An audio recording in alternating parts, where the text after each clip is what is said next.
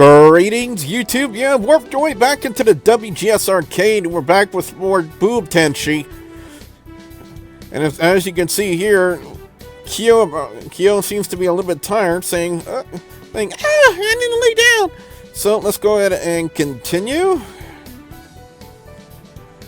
Well, too bad. We got a mission to take care of. What now? Come on, Michelle. I just got home. Should have thought of what could happen before you left, Kyo. Now go get ready. Kenji, get up to the front desk. Alright. Kyo, slightly miffed, went back to her room to get ready. Rose was nearby in the lab already, smiling over at me. She stepped over, her outfit more revealing than I was used to on her.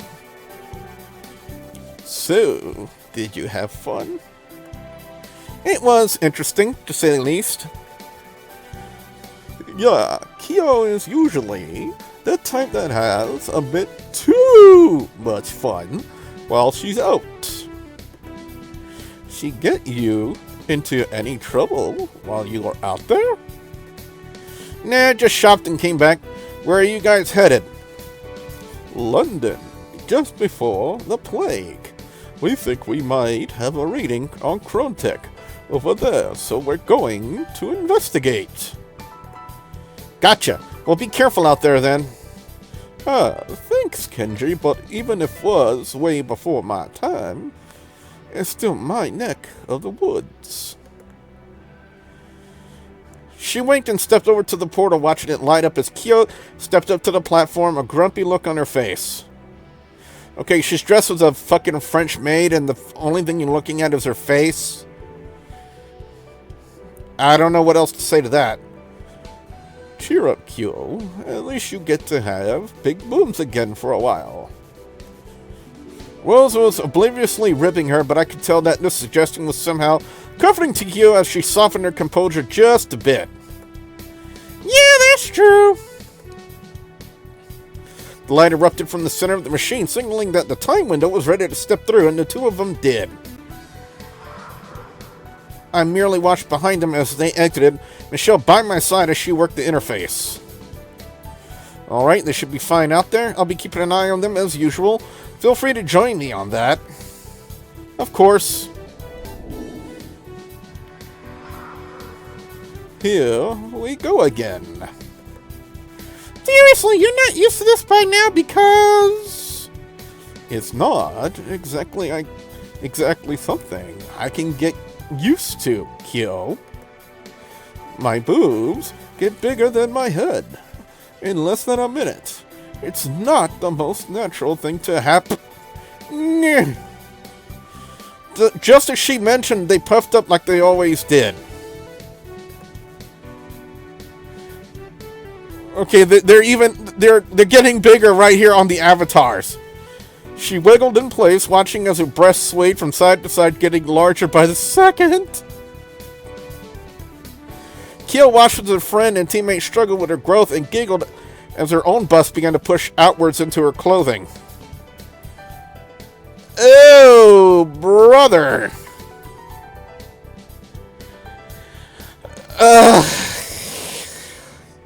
Wow. Kyo playfully poked them back and forth alternatively with each index finger, laughing and enjoying the pleasing feeling. She looked back up at Rose. Do yours feel good when they grow too? Rose said nothing, merely biting her lip and nodding, trying out to block out the feelings Kyo had just brought up. Well, moving them around isn't gonna help, silly. Kyo walked over to her friend and settled her by grabbing her shoulders. There you go. Know what else doesn't help the feelings? What? Swiftly and suddenly, with a wide smile on her face, Kyo moved her hands from Rose's shoulders to her chest, squeezing her boobs tightly to feel them resist and push out into her palms. Rose nearly screamed, pulling away from her friend and panting, exasperated from the feeling. Okay, yeah, no, how about you never do that again? Hee hee, it's just too easy with you, Rose.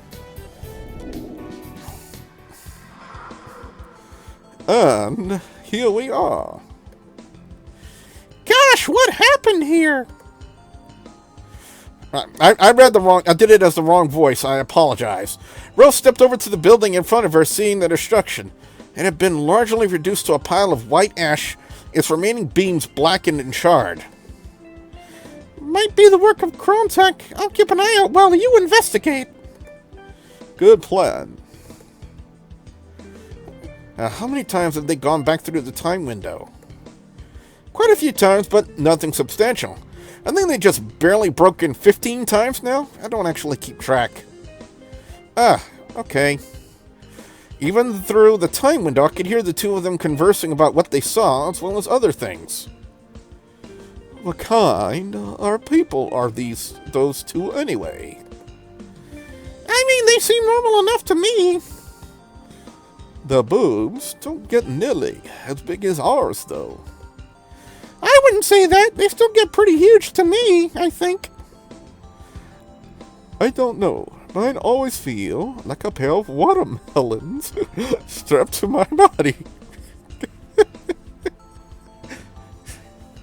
I don't know what else to say about that. Yours aren't that big, Rose. Jeez, I mean, they could be if you really wanted. No. That's just fine by me, Kyo. So anyway, how do we actually know Chronotech caused this in the first place? That's what we're checking. Michelle figured out the location. She said she didn't detect them in time, so they were able to do some damage. Fortunately, none of that seemed too detrimental to the time stream. Well, that's good to hear then. Do my boobs look okay, by the way? You're asking me this now because... You were just talking about the size of our enemy's boobs, so why can't I ask about mine? Fair enough. Yours look good, Q. If you were to ask me, they look fucking amazing. Good? What's that supposed to mean? I mean, you carry them well, I guess. What do you want me to say about your boobs, Q? I mean, I shouldn't be so used to them, but I kinda... What, you like them being that huge? Well, I wouldn't say that, but, I mean... Oh, just spit it out, Q. Fine, I like being all big and jiggly. Happy? I swear, something broke in your brain that one time you got stuck. How can you be okay with this kind of size? I don't know, I just... Oh wait, look at that! Kyo walked over, picking up a piece of rubble nearby. She dusted it off and seeing that it was not rubble, but a sharp object of sorts. A shuriken. Why would they leave this behind? One of her exploding shurikens, eh? Oh yeah, I remember those. They're kind of scary, aren't they? They're not the most fun to deal with, but at least now we know that they are the cause of this. But the question is, why this building? Michelle leaned down to the intercom, pressing a button before speaking. Alright, you two, I have the answers I need. Come on back. With that, she opened the window back up. A moment later, Rose and Kyo were walking back through it. Wow, that was a short trip. They aren't always long voyages. I usually send them out to get the answers I need. And now I know that Mizuki and Bunny were indeed the cause of that house's destruction. But why? They likely got word that the house belonged to Patient Zero in terms of the plague. But why would they try to stop something like that? Well, before she can continue, light erupted from the center of the lab. Oh, should I? Nah, stick around. It wasn't that long of a trip, so it shouldn't. Ooh, Kenji's here. Kenji's here. Then again, maybe not. Oh, hey there, Kenji. How are you doing? The tones of their voices were so different from just a moment ago, it was hard to believe that they were the same people. Come on, Kenji. Let's go to my room and hang out. Hee hee. No, let me. Enough, both of you. Michelle quickly separated all three of us, looking us looking at us all with a stern face. She looked at me, noticing Kyo's puppy dog eyes and Rose's hands on her hips glaring back. Fine, just don't make too much of a mess that I have to clean up, okay? Wait, what? Yay! Kyo happily dragged me out of the lab towards Rose's room, Rose trailing me not far behind. I remembered Michelle's words and couldn't help but feel my nerves racking up. While nothing too bad could happen, I could only imagine what they had in mind. And you know what, guys and gals? I'm going to go ahead and let you dwell on that.